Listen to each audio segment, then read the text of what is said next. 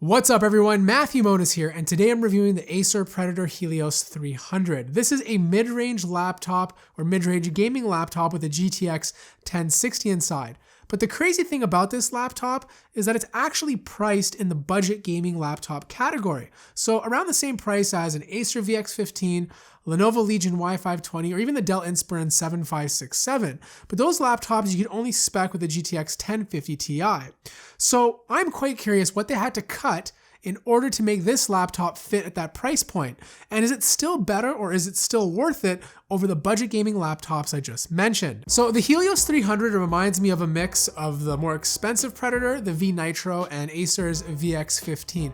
The lid is made out of all metal except for the thin plastic strip at the top. The Predator logo sits in the middle with two red lines that look like they light up but actually don't. The bottom is all plastic, but the deck is metal, giving this laptop a nice mid-range feel. It's not light at 6 pounds, especially when you compare it to the similar spec'd Acer V Nitro, but it's not super heavy like its bigger, more expensive brother either. In terms of ports, on the left you have a Kensington lock Ethernet jack, one USB Type-C port up to 5 gigabits per second, so it's not Thunderbolt 3, an HDMI port, one USB 3.0 port, and an SD card slot. On the right is your power connector, two USB 2.0 ports, and your audio jack. Now, most people who buy this will probably only add a hard drive or swap out the memory, so Acer has made it really easy to access. On the bottom left is an empty 2.5-inch drive bay with the included brackets. On the right is the memory slot, which currently has two 8GB DIMMs, but can be upgraded to 32. But for whatever reason, if you want to swap out the M2 main SSD, you'll need to remove the rest of the screws and take off the bottom lid. There's a 48 watt-hour battery, and unlike the Acer V Nitro, the Helios has significantly better cooling. There's dual fans, but they're not using Acer's new Aeroblade 3D fans. The Aeroblade 3D fans will be used on a different configuration with overclockable GPUs coming out later this summer. So you can get this in a 15-inch or 17-inch configuration. I got the 15-inch model as a review unit. It comes with an i7 7700HQ processor, 16 gigabytes of RAM, a 256 gigabyte SSD, and a GTX 1060, all for $1,100 US.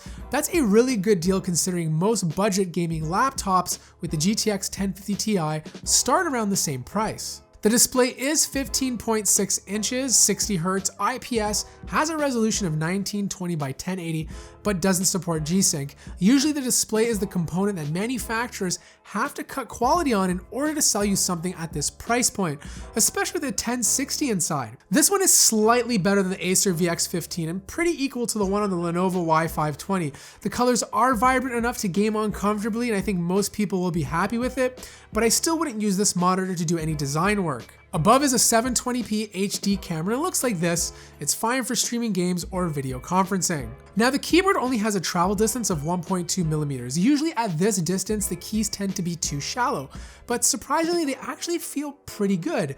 Acer did a good job here. The keys have this nice rubber feel to it and are extremely quiet when you press them down. The WASD keys are highlighted red, and there's one level of red backlighting. The only complaint I have is to do with the arrow keys and numpad. The buttons are not the same size as the rest of the buttons on the main keyboard. It didn't affect my experience, but it just doesn't look right. The trackpad is not glass, but it is using Windows Precision drivers. It's okay. It's not the smoothest, but it's not bad. Good for short spurts, but I'd use an external mouse when possible. Sound is coming out of two speakers on the bottom of the laptop. They're loud enough to fill up a small room with very nice highs and mids, but there's like no bass whatsoever. It's fine-tuned by Dolby Audio. I tried different presets and found the music preset to be the best one. Performance is what you expect in a gaming laptop. Super fast for day-to-day stuff like browsing the web, productivity tasks, and consuming media. But for gaming, it's rocking a GTX 1060, so perfect for playing at full HD with settings set to high. In Overwatch with settings set to ultra, I was easily averaging 85 to 90 frames per second. In Doom with settings set to ultra using OpenGL, I was averaging a comfortable 70 frames per second. I'm pretty sure that would be higher if I was using the Vulkan API. And finally, the last game I tried was Battlefield 1 multiplayer mode, which I'm terrible at by the way. I was averaging frame rates of 70 frames per second. Heat management on this laptop is exceptional. 38 degrees was the max surface temperature under full load, and not once did this computer thermal throttle. CPU and GPU temperatures hovered around 75 degrees Celsius when running my heat tests. This is super impressive, especially when you compare it to the Acer V Nitro that would overheat by simply loading a game. I just want to commend Acer for keeping this laptop extremely cool and, more importantly, fairly quiet. But battery life is not the greatest, and it's no surprise considering there's only a 48 watt-hour battery inside. I averaged around 4 hours of use when not gaming and only 45 minutes to 1 hour when I was gaming. Alright, so here's my closing thoughts. The Acer Predator Helios 300 manages to be an amazing deal. You're getting decent sound, a powerful GTX 1060, enough ports, it's quiet, and has really good heat management. The only areas it falls short is the display, which is very similar to the displays on the laptops that are under $1,000 and have the GTX 1050. The design is a bit too chunky, and not everyone might like the keyboard.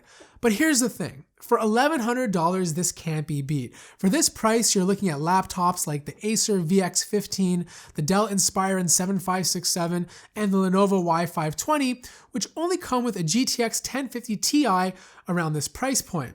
The Helios 300 may share a similar display, but it's built slightly better, and the jump to a GTX 1060 is a dramatic increase in gaming performance. For this price, the Helios 300 is a fantastic deal. So that wraps up my review of the Acer Predator Helios 300. I want to hear what you guys think of it in the comments below. Is this something you can see yourself buying, or do you have another laptop at this price point in mind? Thank you so much for watching this video. If you did and you liked it, feel free to hit that like button. If you're new to the channel, subscribe. And as always, I will see you in the next video. I'd like to love you.